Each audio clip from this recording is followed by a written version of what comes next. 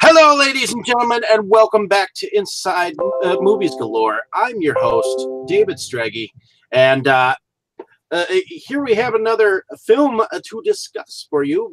But we have Jake here, ready and willing to take up the mantle for that. Jake, why don't you tell us what movie we're going to be discussing? All right, thanks, Dave. We're doing the 1970 and 1987 Coen Brothers classic comedy Raising Arizona, film that starred Nicolas Cage, Holly Hunter, John Goodman, Tex Cobb, and a handful of other folks. And before we really launch into it, let's go ahead and around the room and I guess we'll go ahead and do real quick the short synopsis. The short synopsis is recidivist hold-up man H.I. McDonough and policewoman Edwina marry, only to discover they are unable to conceive a child. Desperate for a baby, the pair decide to kidnap one of the quintuplets, furniture tycoon Nathan Arizona. The McDonoughs try to keep their crime secret while friends, coworkers, and a feral bounty hunter look to use Nathan Jr. for their own purposes. So I guess let's start with you, Dave. Is this your first time seeing this? And what do you This, think? this is actually my second time seeing this film, and the first time I actually somewhat enjoyed it. The second time, I don't know why, but I found an annoying ness to it, only in the fact that the guy was yodeling through some of the part, and that kind of reminds me of that commercial that kept coming on for like hours on end. So I don't know why, but I get the humor in this film, and I get why people love this film, and it's just the Coen brothers don't follow any rhyme or reason, and in a sense, they kind of remind me of Terry Gilliam in the sense of style of filmmaking, because you never know what to expect from them. You know, every time they come up with a film. So, but I kept on hearing about it over the years, and people kept referring to it, and filmmakers alike kept saying, "Go see the Coen brothers; they're fantastic." I'm like, okay. So I've seen many of their films. I haven't seen all of them, but I have to say that this is one of this is one of my favorite of theirs. So I guess who else wants to go? How about Katie? Why don't you go next? Sure. This is a rewatch for me. Actually, I think the first time I saw it, I was maybe 10 or 11 years old.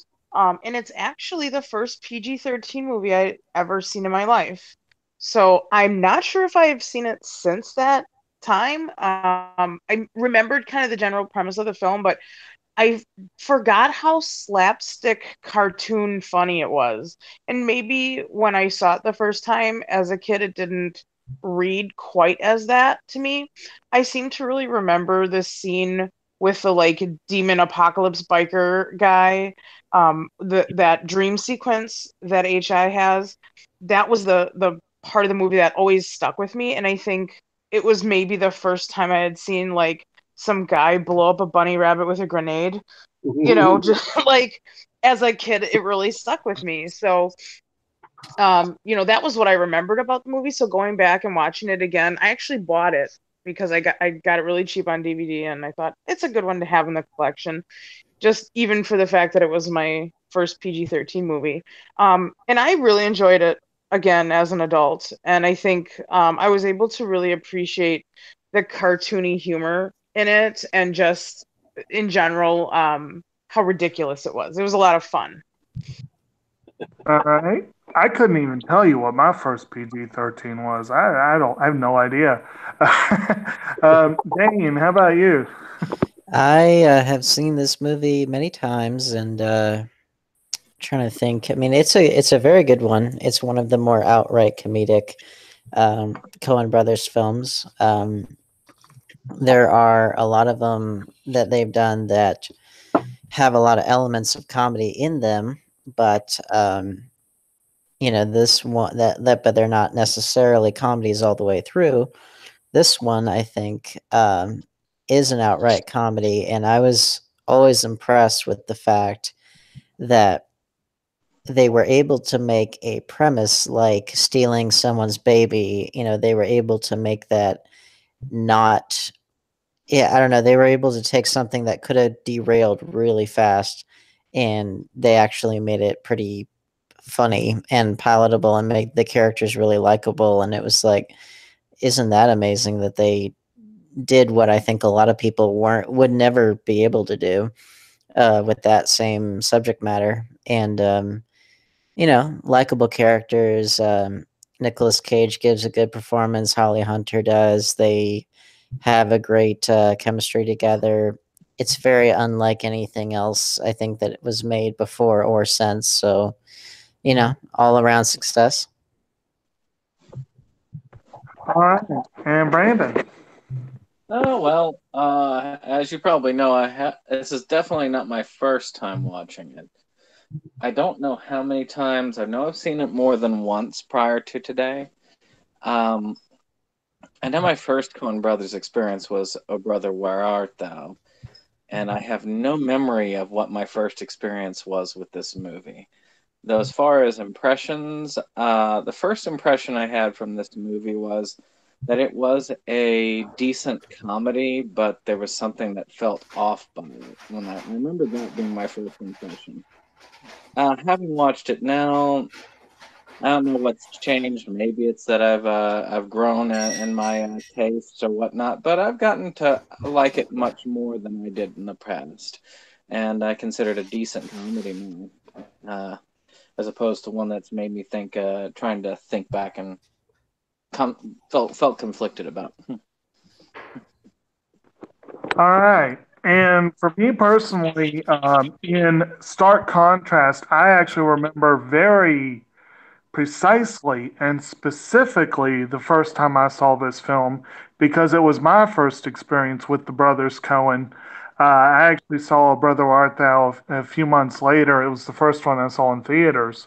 But I was not a really, believe it or not, not a big movie fan growing up. I watched movies, I liked movies, but I didn't really become a big movie buff until college.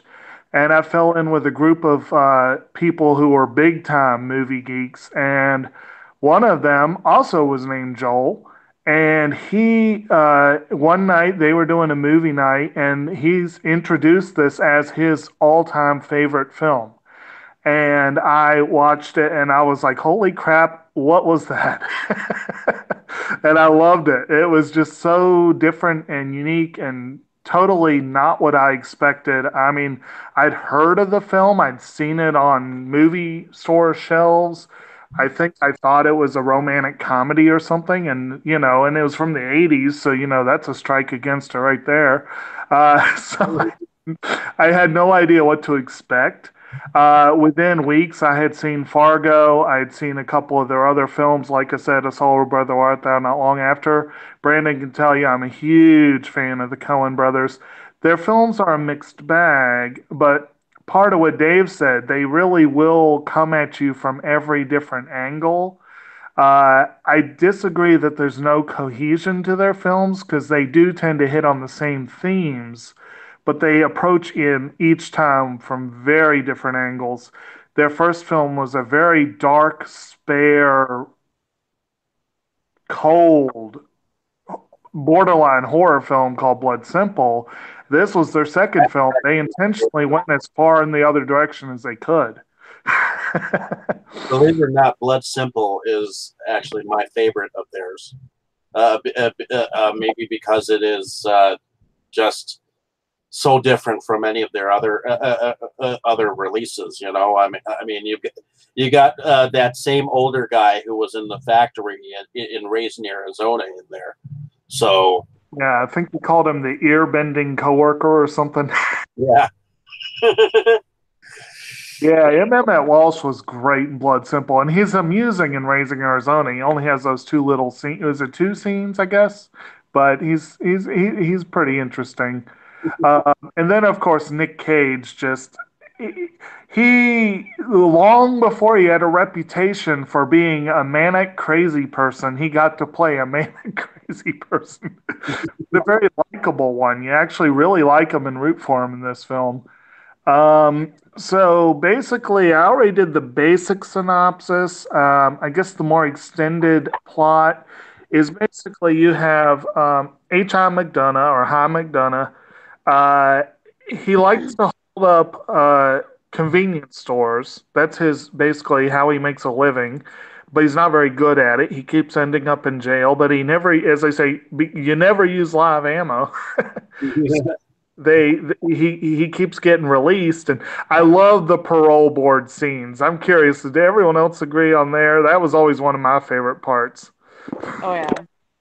Yeah, The just dialogue is just so Yeah. good through all of it, the things they say, Yeah. and especially Oh. when he's talking with the pro board. There's some funny one-liners in there. The dialogue is always. Are you saying what you want us to hear? Well, no. Yeah, it's like, well, what do you want to hear? The truth? Well, then I am telling you what you want to hear. Well, we didn't we just say not to do that? Yeah. Okay then. And of course, that's the running refrain throughout the movie is okay then. Well, the dialogue is always just particularly unique in a Coen Brothers film, much like much like a Wes Anderson piece in a way. The way people talk, the way that they act, it's just slightly different than in reality. Almost like English prose in a way, and you see it in a lot of their films, if not all of them. And Yeah, that's how just okay, just a how McDonough fits along. He fits along with Buster Scruggs and what was the professor's name in Lady Killers, the Tom Hanks character. To me, those were like their most over the top characters. They're like really, really, Yes. really lots of big words and you know. And then the what was the there were a couple other just moments of dialogue that were just great. And then of course the film is a little more fast and loose than some. Well, I guess we can do that later when we talk into the production part of it. But basically, you get this furniture magnate. Him and his wife have Quints, and Hi and Ed can't have kids, and they're like, it's like, let's help them out and help ourselves at the same time. Well, yeah, they see it on TV, don't they? Where they're getting interviewed or something, and the Arizonas are like, "Yeah, it's too much to handle," and so Ed gets it in her head, like, "It's too much for them to handle. Let's take one." You come back here without a baby. I want my baby. Yeah. And then you got the brothers, the Snopes brothers, who High knew from jail, and they're played by John Goodman and William Forsythe. They break out and come visiting, and that adds some complication. He looks like babyface Nelson William Forsythe Exactly. in here compared to his Out for Justice role. All right, I think Forsythe, I think this film, and the other one I associate him with is Dick Tracy, and this is definitely a more innocent character than he played in that one. Most definitely. That is a movie I haven't seen in a long time. Wow. Dick Tracy? Yeah. Holy cow. That's a good one. I think it's very underrated. I agree. Definitely. I That was was part of the actually Dick Tracy phenomenal. fan club when I was a kid. Come to think of it. And now we have the watches. I wish I had that stuff. All right, and then you have the other big plot element, of course, is you got the bounty hunter who shows up out of nowhere to track down the baby. But beforehand, Hai has that prophetic dream, and that was a interesting. You get this like leather bound tough dude with the cigar and body, and he's got the little baby booties hanging from his belt. And of course, And his tattoo. the little Mama didn't love me. That is a scene that was cemented in my brain, like I said, for the longest time about this movie. And yeah, it did not disappoint this time around. It was still a really good scene. I love that his tattoo says "Mama didn't love me." When I first saw that scene, I remember thinking to myself, is this what he believes the kid is going to grow up to be like?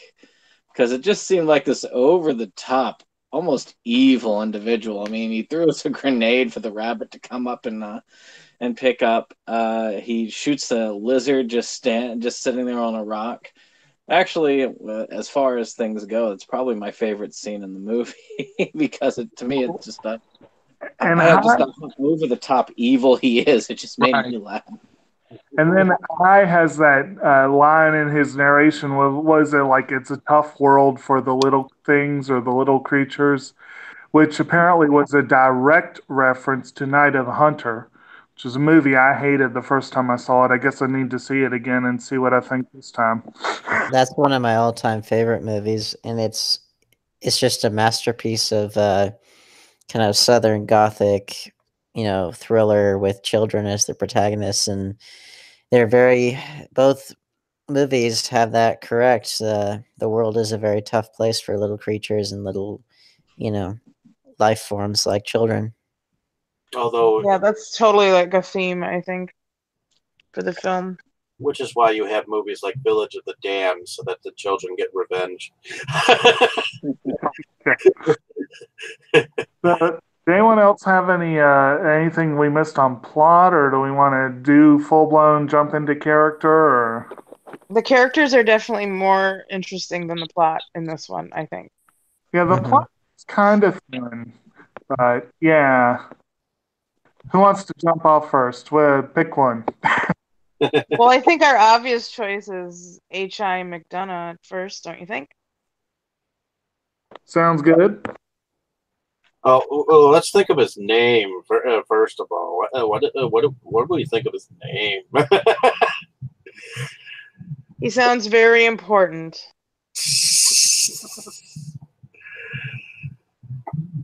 I think very memorable name. It sticks with you. Well, he's kind of your typical red, except he's got that itch to steal shit. And not kill anyone, mind you. He's actually got a code, sort of, because there's a lot that's said where what if you get caught with an armed weapon? Well, it's technically not an armed weapon if it's unloaded. Well, and I think he really paints the picture of, the type of people that we're seeing in this film. They're kind of like caricatures of people. They have like this Southern drawl, which I don't believe is like how people in Arizona talk at all. So that's kind of odd. It's sort of like this.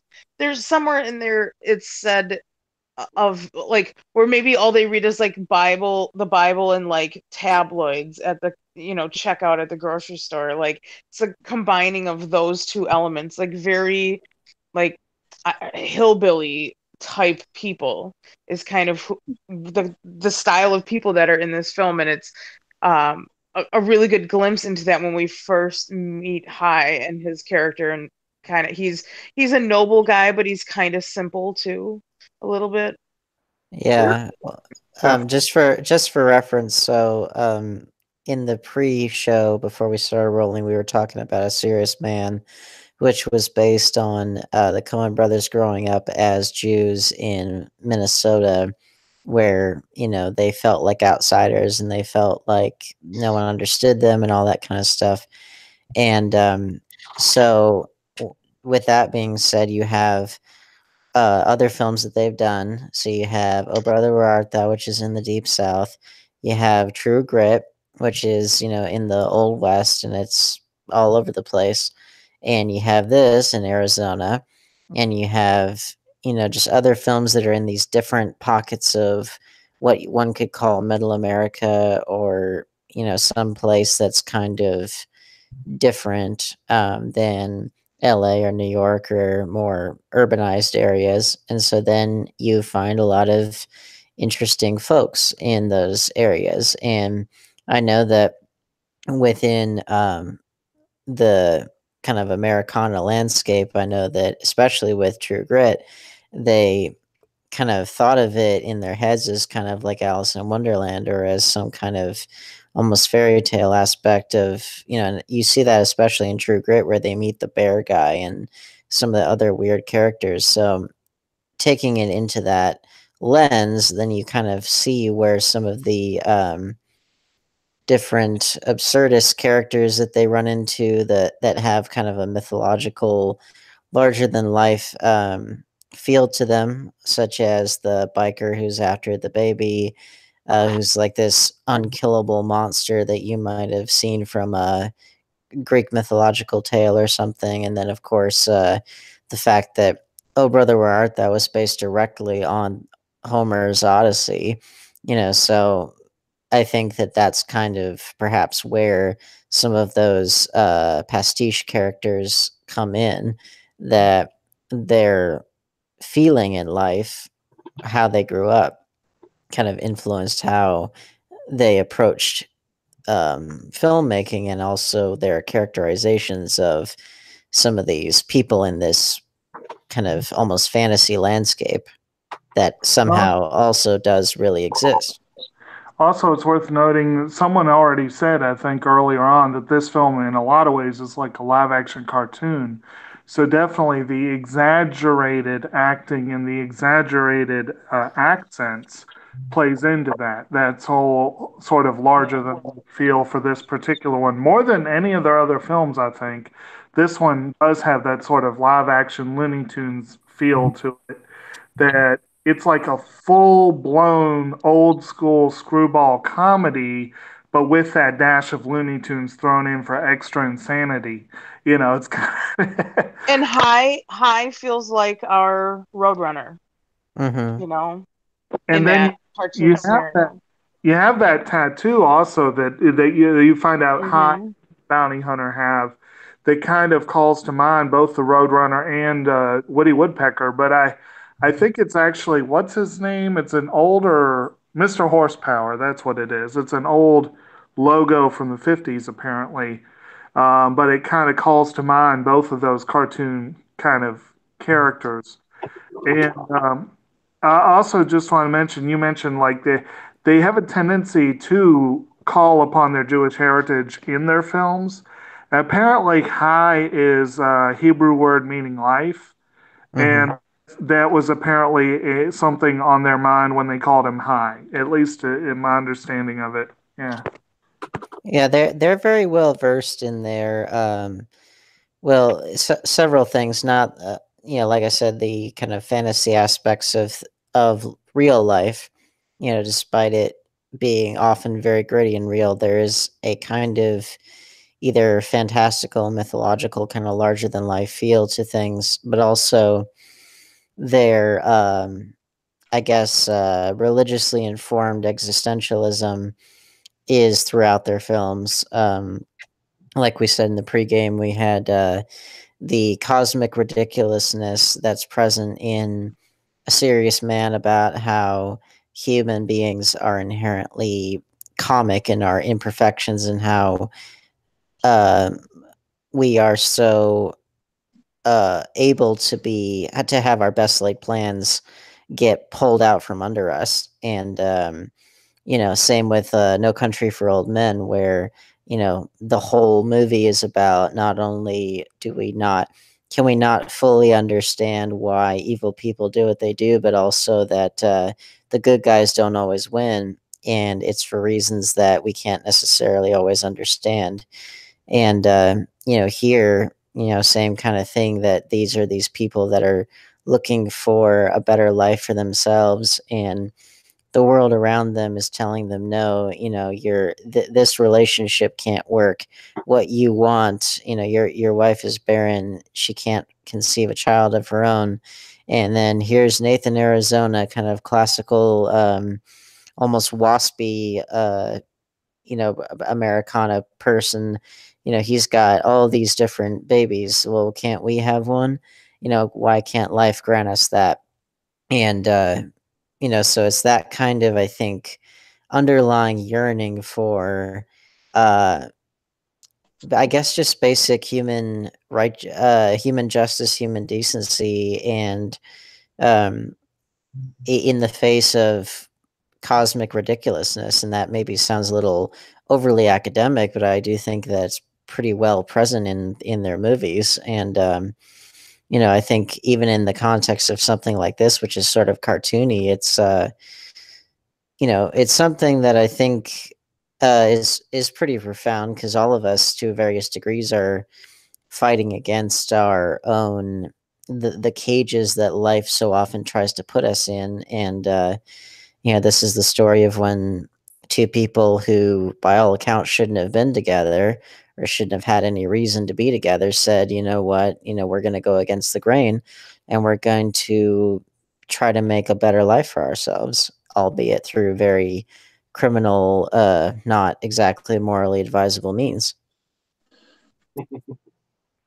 And I definitely think most of their films are flavored by an academic sense of looking at the world, and that's one thing I kind of like about it.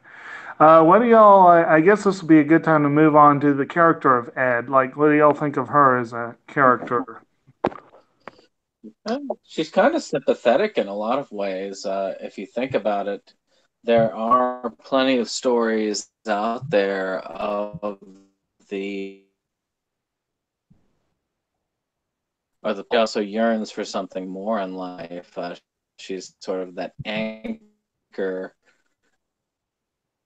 and on order, not just in the sense of being the law, but also being far more stable than he is. But then when you put the pressure on, she turns out to be just as unstable, if not worse, than he is in the end. Almost a Lady Macbeth type character in a way. Sort of, except that I think she's a little bit less. Well, she's actually kind of the opposite of Lady Macbeth when it comes to children, just because there's the infamous line that Lady Macbeth has about how she wanted to dash the brains out of a infant, and so there's that. So she's very caring and loving towards the baby, but as far as her having a bit more brains and stability, and yet she can also break down as much as anybody else. That's definitely on point. I think the thing that makes them so special as characters and so special together is that, again, they are people that society says that they should not have any reason to want to be together, because they're on opposite sides of the law for so much of the time that they know each other. And there's this kind of implicit understanding that once you've broken the law in American society, that you're practically subhuman and there's no hope for you, pretty much. um and then here they are fighting against all of that in a very natural, believable way. And it's a testament to the fact that society often reinforces the cages that we find ourselves in, but that we're able to break out of them if only we have the will to do so. And also, if in this case, if we have somebody who is just as nuts as we are, in a kind of existential definition of nuts, and that we don't have to be defined by whatever society would try to put upon us. So in that sense, it's a little bit more optimistic than something like A Serious Man, or like No Country for Old Men, which both of those have a rather bleak outlook on our higher purposes and our attempts to find justice and meaning in a world that doesn't really seem to have any, at least that are not ones that aren't necessarily clearly defined. Right. the I wish I had it with me. There's a really cool book that I checked out recently from the library called The Coen Brothers. This book ties the films together, and obviously the reference here to The Big Lebowski. But they have some really fun insights on each one of the films, and one that I thought was interesting was they drew a lot of parallels between Ed and Marge Gunderson from Fargo. And they kind of drew a lot of parallels of how you have these two characters who one is wants anything to become a mother and the other one has is close to achieving that goal. And they kind of compared and contrasted the overly manic husband in this one with the almost comatose one in the second. It is very interesting to see that they hit that theme from two different angles. They came right back to that same sort of setup pretty soon after. But in this particular one, yeah, Ed's she's kind of fun. Of course, Holly Hunter's long been a friend of the Coens. She was roommates with Frances McDormand, so they a long history there. They get her to go a little overboard on this one, but for the most part, I think she played it really, really well. Um, Anyone have any further thoughts on her before we move on to another? Or? I've always liked Holly Hunter as an actress, and I like that in this film. And what was this? 80? Was this 86 or 87? I think it was 87. Yeah. Because if I'm not mistaken, I think Broadcast News came out in that same year, and she plays a character that's not that far off from her character here because of same kind of thing. They're both very good at being able to maintain the exterior of having everything together and being able to not so much order around other people, but just like they have a head on their shoulders and they're able to stand on their own 2 feet and not fall to pieces. And then behind closed doors or with someone that they trust, like in this film, they are able to be vulnerable and they're able to show that they are human. They're not invincible. And that same kind of character is there in Broadcast News, except there she is a boss.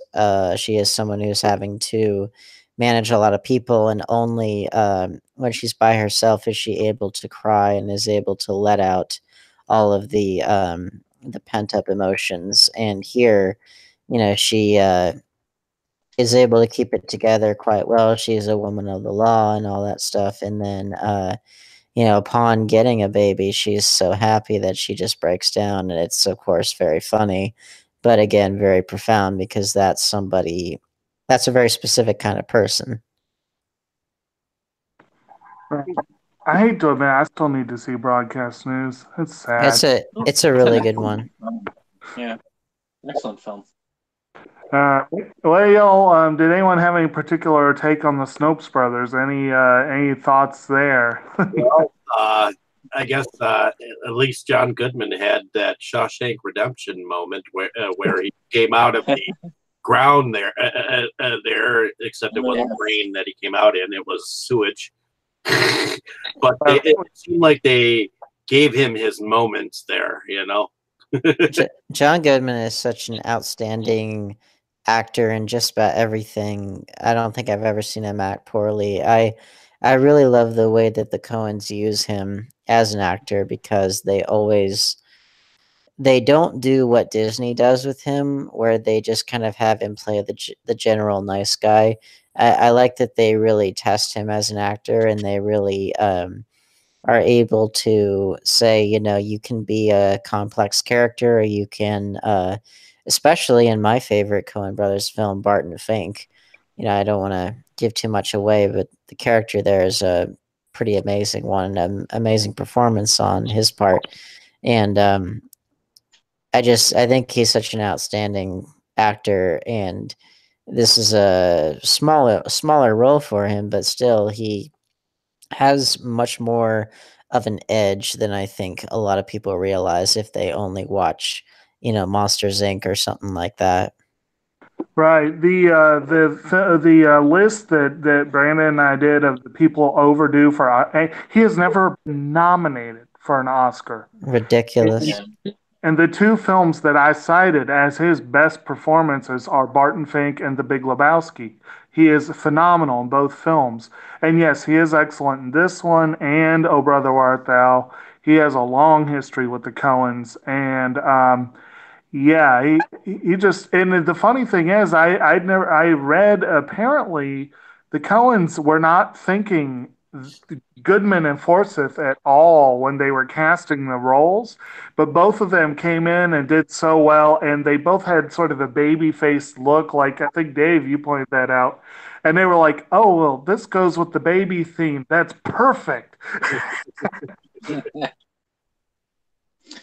Oh, John Goodman always comes across as an interesting character in most of the Coen Brothers films, and I agree. The Barton Fink was where he was at his most awesome. Oh yeah, I just felt like go ahead. I was gonna say I felt like in Raising Arizona I saw hints of John Goodman's character from The Big Lebowski. Like some of that started Yeah, coming through a little bit. A little bit, yeah. I Especially in the scene really, in the car where they forget the baby. he has yeah, much better impulse control in this film than he does in that one. Right. that's very true. Yeah, the character that he plays in Barton Fink, and especially, well, really all the characters in there, um, those are the kind of characters I'm really attracted to. I really love characters that have something about them that's not quite right, and or something that they have multiple layers to them, and even within something as ridiculous as this movie, like you said, there's a hint of Walter Sobchak in this character, and in both instances, Walter Sobchak and cannot remember his name in here, but they have a certain degree of instability underneath the surface, and obviously here he's a criminal who's escaped, so it's a little bit more visible. But it's there's something really nice that you can have this. In John Goodman's case, he's very got a kindly face, but also can be scary and can be intimidating and all these different things. But he's got a good way of hiding the inner darkness of a person within a quote unquote baby faced He was exterior. he was downright frightening in 10 Cloverfield Lane. But Love that movie. It's also worth noting, again, keeping with the baby theme, and one of the reasons why they cast them, that whole coming out of the ground in the mud, in the rain, and everything.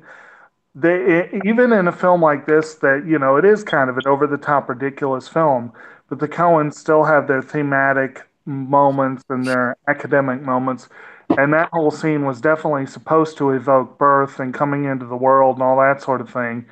And Mm-hmm. and yeah, Dave, it does have that Shawshank feel, which makes you wonder if Frank Darabont was a fan of this film. Quite possibly.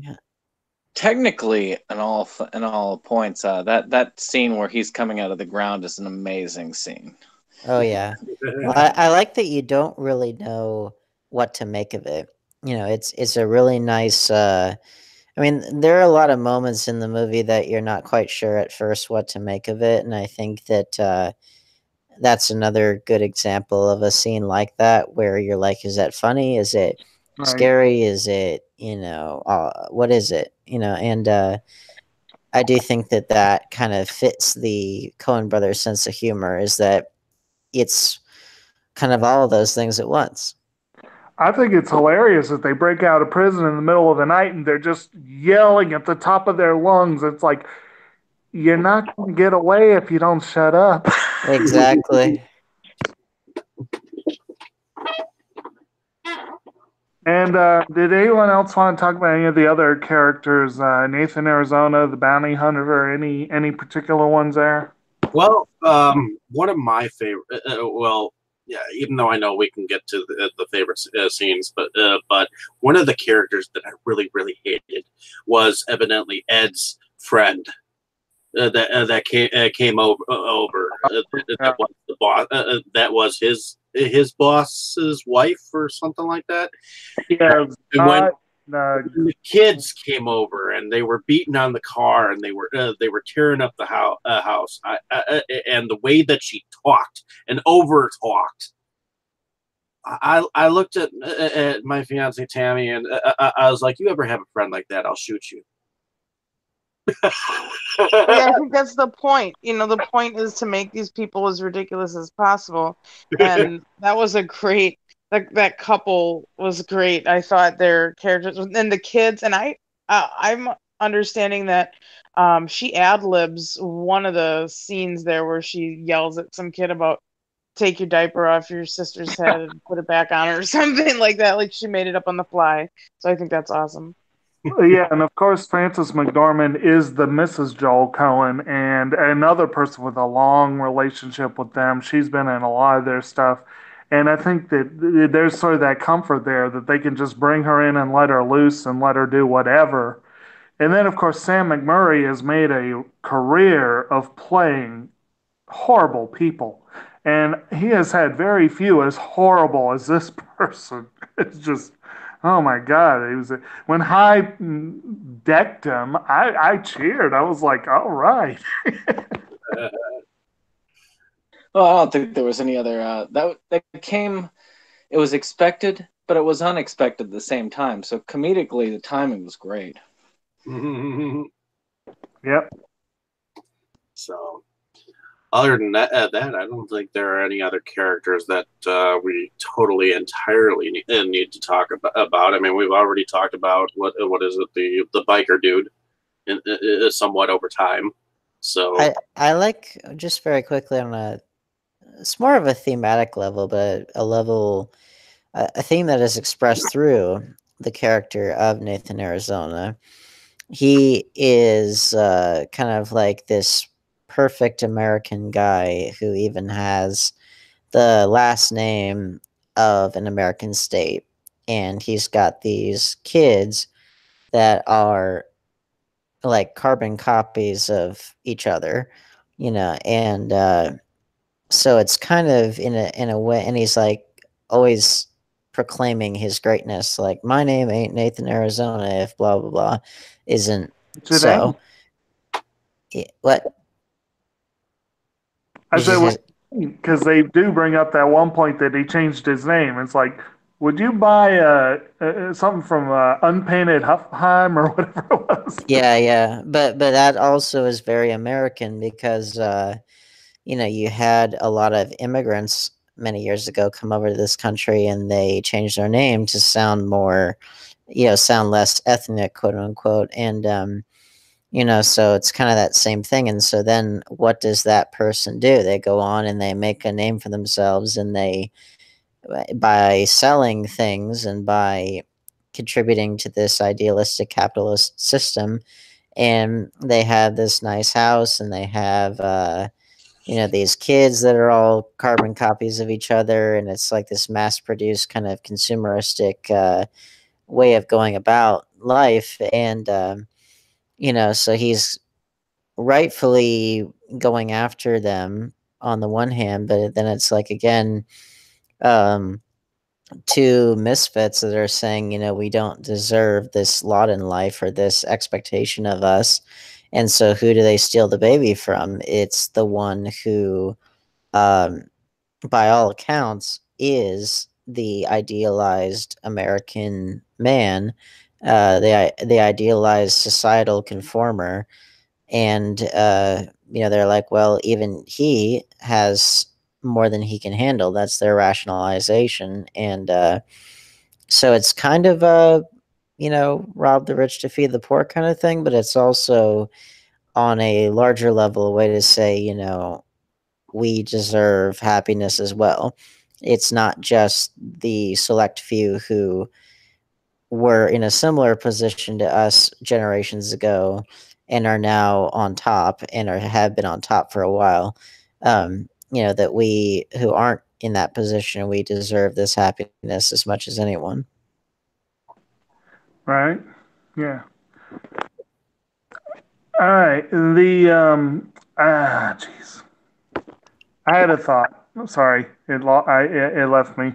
But it's also worth noting, and we'll get into this more once we get into the overall production and stuff.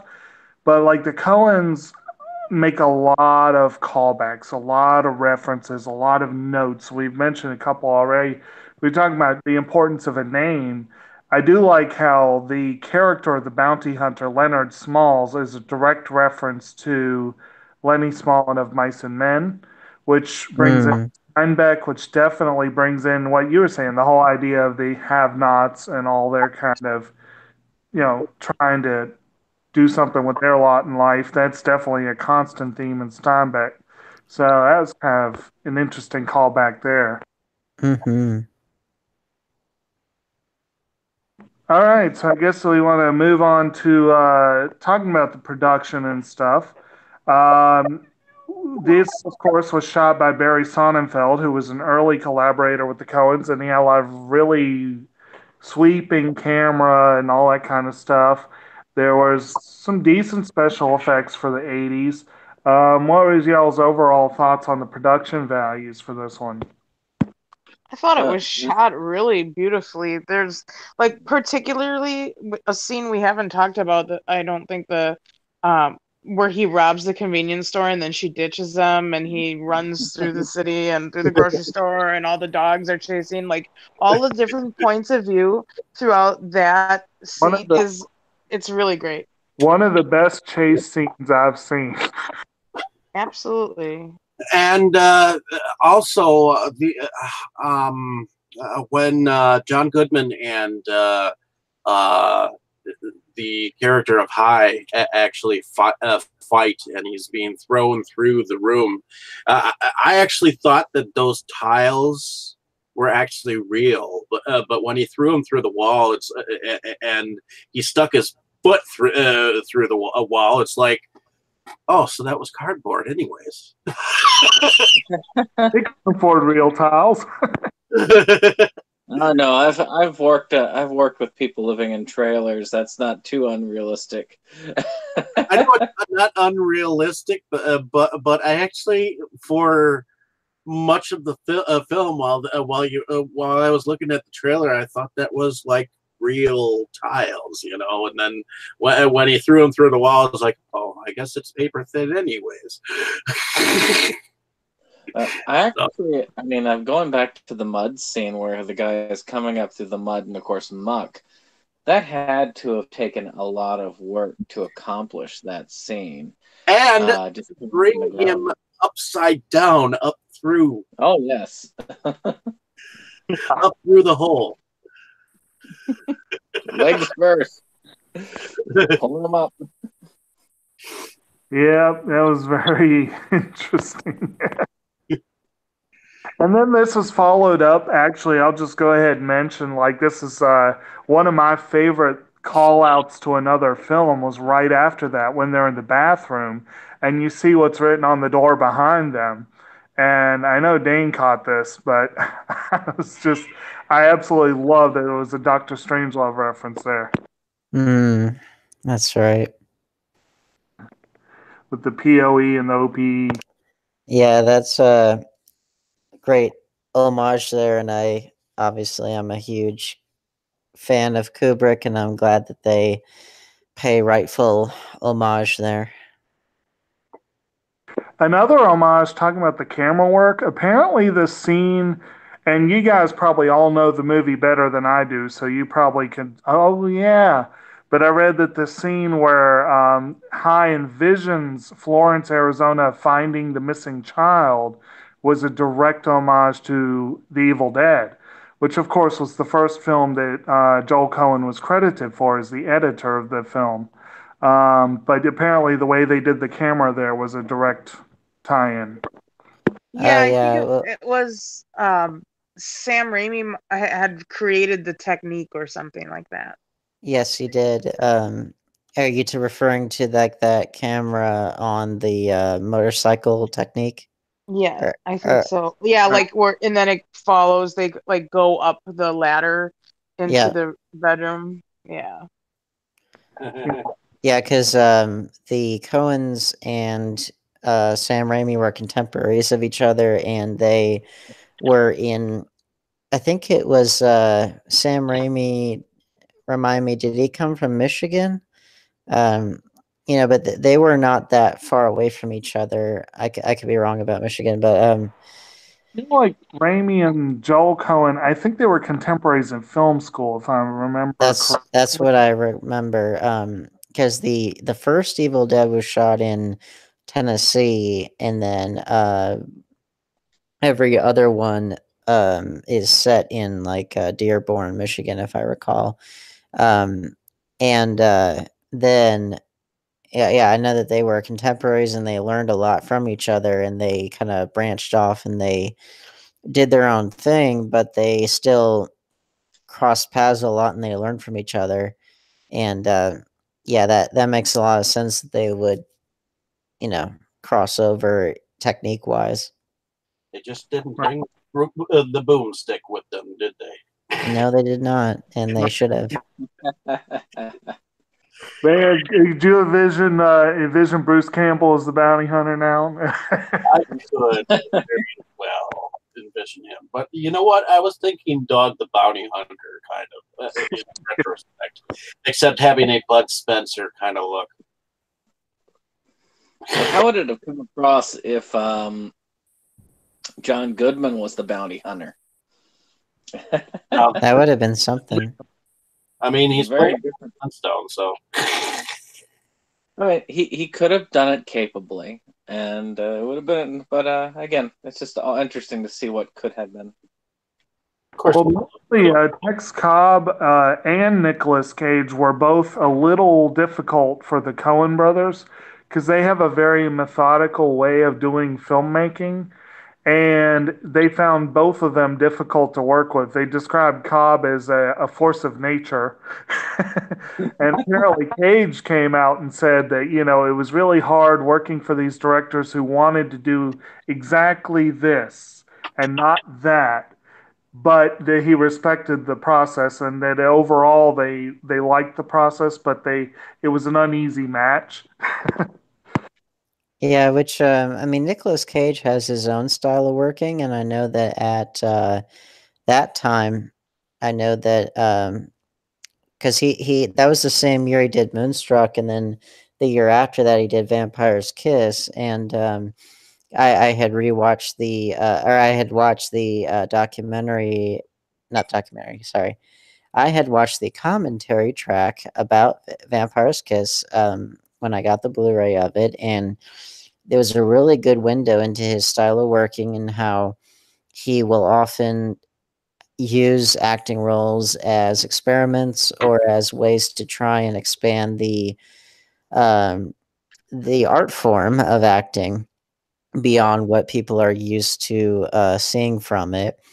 And I think that and he often can get very artistically abstract and expressionistic in a way that most audiences and I'm sure most directors aren't used to seeing, and so I am sure that would be rather difficult for some people like the Coen brothers, at least at first. Of course, it's interesting that you point out that this was the year Moonstruck came out. And I've seen Moonstruck, and it's a good film, but I find it nothing short of criminal that they got tons of Oscar love, and this didn't get a single nod. And actually, I'm going to bring up one other point about the film that I've always loved from the very get go. And this was one of the most criminal snubs. One person who got their start with the Coens, his very first film gig was Blood Simple. Most of his early film gigs were Coen Brothers films, but he started branching out in the mid 90s, and now he's a go to guy who's finally getting some nods. Carter Burwell did a wonderful score for this film. It's just insane.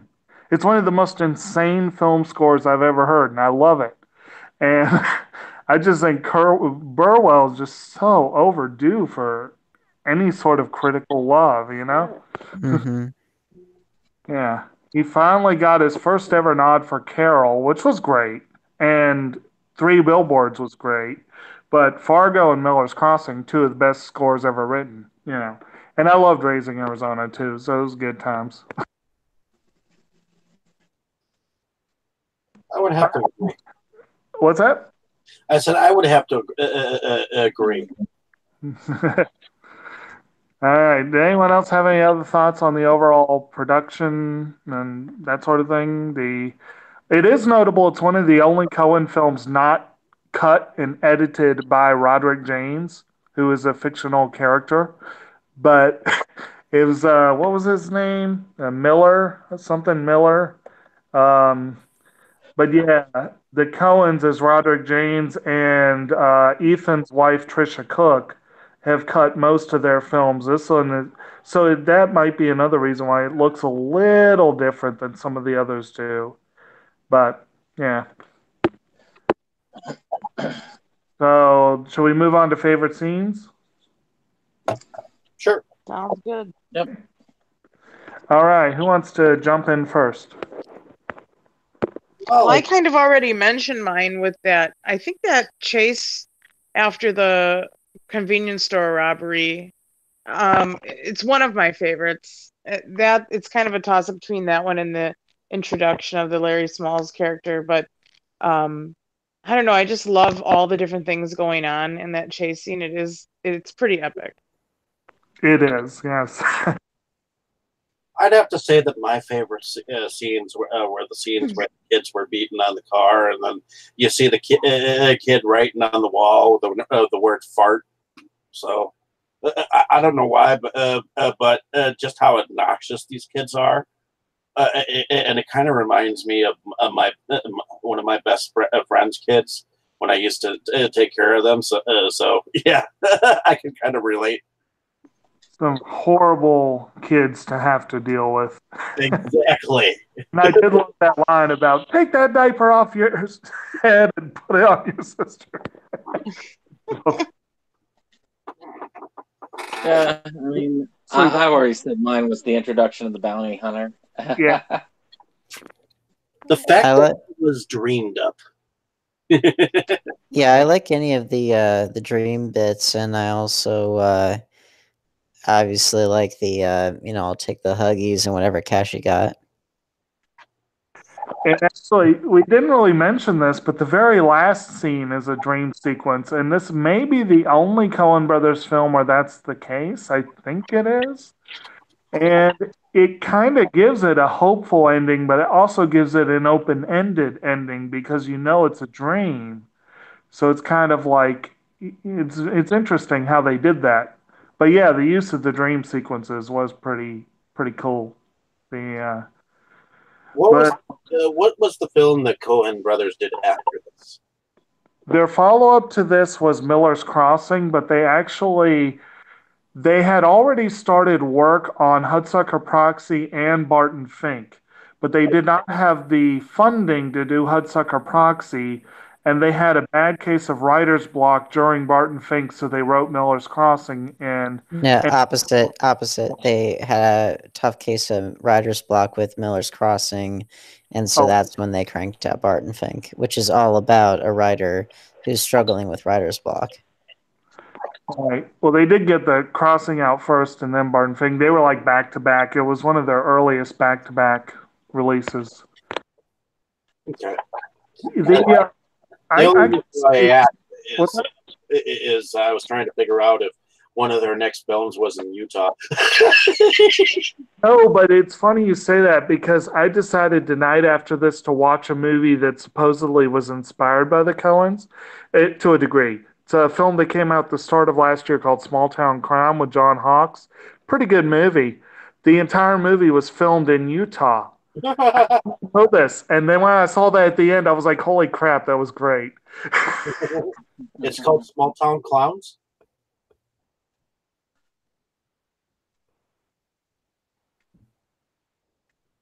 Oh, I didn't have the mic on. Sorry. Small Town Crime. Okay. Okay. As far as me, I don't know that I have a single favorite scene. I think it's mostly the dialogue.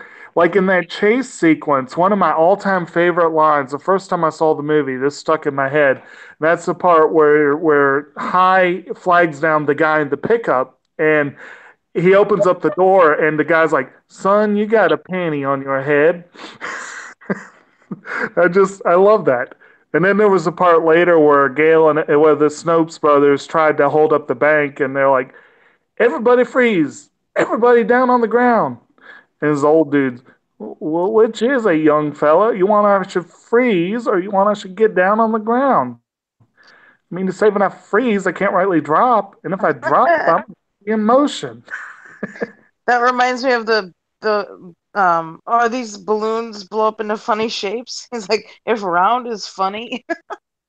Oh yeah, and that guy, I like that guy too. There's the part where Avell gets him to get down and count up to was it 850 or 849 yeah. and then you hear him counting down and you hear him go, "Oh bullshit." And he gets up and sees them coming back. Coming back to get the baby and he's like, oh. Yeah. Yeah, so that was more for me was just like the dialogue. I guess the chase sequence kind of would be the favorite scene if there was one. But like, yeah, I do agree that the bounty hunter was very memorable. That first dream sequence, it sticks in your brain. It's like that's notable. And then all the stuff with the revolving door parole board that just cracked me up the whole time. That was, yeah. And that whole thing with the bunny and the grenade, just I don't know why, it just sticks with me. Did anyone else think that Sticks might with me have been, too. did anyone else think that could have been a sneaky reference to Monty Python and the Holy Grail? That did not cross my mind, but I guess you could make that stretch. If that was the bunny would have killed the mercenary. Did you guys know?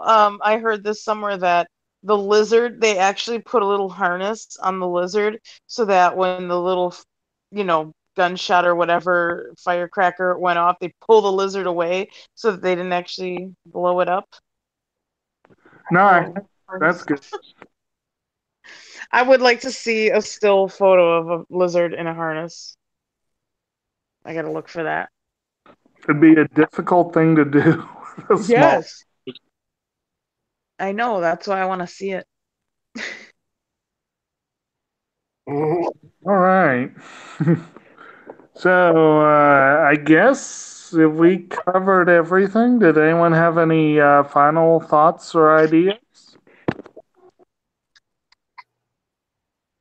We didn't really talk a whole lot about the music, but I just wanted to mention how that yodely theme music is like such an earworm. Like I can still hear it in my head, and I think I watched the movie like on Sunday. So Yeah, it's like I said, I love that score. You're right, it's an earworm.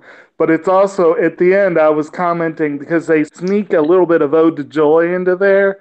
And I'm sitting there going, that's got to be one of the more unique performances of that I've heard. right.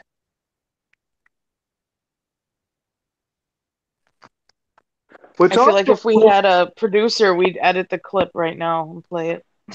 that could also have been a small Kubrick reference there, too, because of the use of classical film and music. I mean,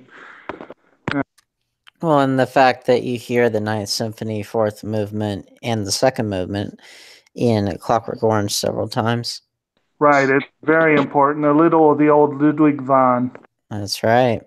Lovely, lovely Ludwig van. We got to talk about that and Kubrick in general. Actually, come to think of it, this was the same year that Full Metal Jacket came out, wasn't it? That's right. And notable films in '87 that were completely ignored by Oscar. Princess Yeah. Bride, one of them. Oh man, says they nah. Well, the Oscars, as we know, they tend to be very like self-rewarding rather than, rewarding films of that quote unquote deserve the award, which again, even saying that is a little presumptuous because saying that anything deserves whatever award is kind of a precarious designation in the first place because there are a lot of quality films that come out, some of which get nominated, some of which don't. And what defines best, that can often be very subjective. So, it's a very, I don't know. uh, The mystique. I mean, sure, it's nice to win awards and all that, but the mystique of it, you don't win an Oscar and then that magically validates you. Oh, definitely, and we saw that play out this year in several instances. But I mean, the true test. I mean, the ultimate award is the test of time, and that ultimately comes down to how your movie appeals to people over many generations, and if it lives on in their hearts, and if it meant something to them, and obviously, if you have a lot of people that feel that way, then that kind of helps to cement it into classic status, or even if it's a small group, it can be a cult classic, or even if it's just one person, and that's their favorite movie of all time, then that's wonderful. It's right. just it's I'm just realizing just how subjective a lot of that is, and it's I mean, I think George Lucas actually said it best when he was talking at the very end of the Empire of Dreams documentary about the original Star Wars trilogy, where he was saying, if I can get a room full of people to watch something and they enjoy it, then I've done whatever I hope to do. I think that's all that an artist can ask for. Right. Well, in Lucas's case, he does seem to be a little more of a populist filmmaker. Some artists have a whole different ball game going on. And the Coens do have that sort of obsession with, I think you might have said earlier tonight, the idea of like I'm not even going to try and quote you, but just the absurdity of the human existence or whatever. That Yeah, the inherent ridiculousness of human existence, which I can definitely relate to that idea. the one line that for me was from Oh Brother Art Thou, where Ulysses Everett McGill, George Clooney's character, has that one line where he says, "It's a fool who looks for logic in the chambers of the human heart," and Yep. that theme just runs all through their stuff. And yeah, and for me, there was that one person who was a huge fan of this film, and it got me turned on to the films of this director, and then these directors, and then hopefully we might get a couple other people watching tonight to go, oh, we need to check that film out, or some of their other stuff, and like you said, Yeah. get the ball rolling. Yeah. Well, and I think that it's this film is best looked at in the context of their larger work because I think that it gives you the most rich analysis of it. And I think that whenever I'm watching something that's clearly made by gifted artists, I'm always kind of wondering what went into it and what are they really trying to tell me about their lives. Because as an artist myself, I know that that what and actually again George Lucas would say the same thing where like when even if it's something as far out there as Star Wars, it's like, well, he's like, anything I write is my life. I'm not writing a hypothetical thesis on something. I'm writing a story that I have to get extremely emotionally involved in. And in his case it's for a galaxy far, far away, and for the Coens it's something that is very like our world but not 100%. And it's just everything that an artist writes, if they really believe in it, it's like that's their life in some way. And so then I'm always asking, okay, what went into this, and what are they really trying to tell me here?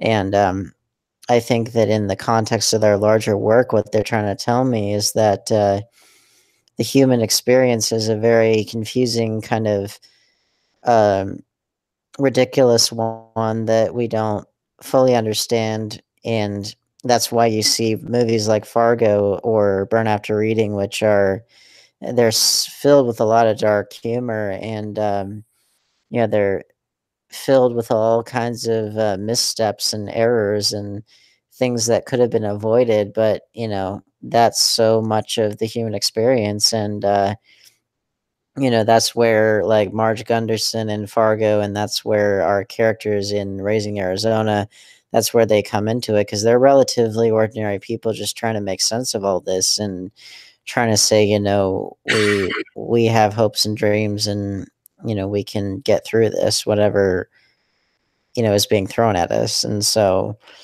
hopefully it does get people interested, but I would also say just one movie in and of itself is not going to tell you the entire story of what the artist is trying to say. Same with Kubrick. Kubrick's body of work has a very clear message to it and a very clear thought process behind it, and seeing the entire canvas will help to the entire body of work helps to make that clear. Right. All right. So, any other final thoughts, or shall we go into the outros? I think we covered it pretty well. Okay.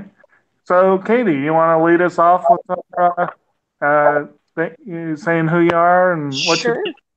Sure can. I'm Katie Cadaver from Milwaukee, Wisconsin, and I'm a body positive horror artist, alternative model, burlesque performer, and producer, and also makeup artist for the horror punk band Rat Bat Spider, and a dead girl for Dead Girls Dark Coffin Classics, and a Tromet for Trauma Entertainment. And you can find me on pretty much all the social media places: Facebook, Instagram, Twitter. I have a Patreon as well. And I can get you hooked up with all the other things that I do. So come and find me on social media. All right. So, Brandon, what do you tell us about yourself?